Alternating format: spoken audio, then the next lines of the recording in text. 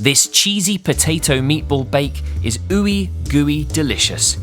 Made with boiled potatoes, beef meatballs, bechamel sauce and cheese, this dish would be fantastic for dinner any night of the week.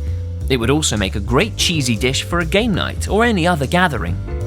Join Cooking Company as we guide you one step at a time in making these easy and yummy cheesy potato meatball bakes. Let's get started.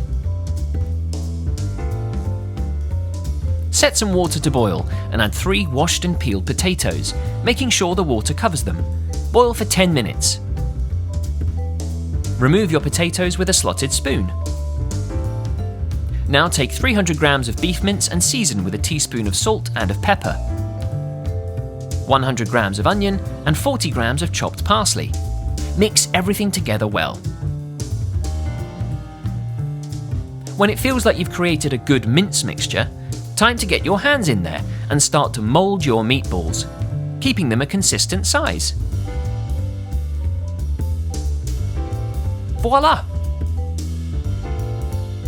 Take one of your boiled potatoes and slice it into thick slices like this one. Make sure to mind your fingers. Repeat with the other potatoes. Now use the sliced potato to line the bottom of a glass baking dish. Also make sure to cover the sides of the dish too. Then position your meatballs around the base of the dish. Insert slices of potato between them to fill the gaps. Now pour over 250 milliliters of bechamel sauce, coating as much of the contents as you can. Crumble over 300 grams of cheese for a flavoursome finish. And bake at 200 degrees for 40 minutes.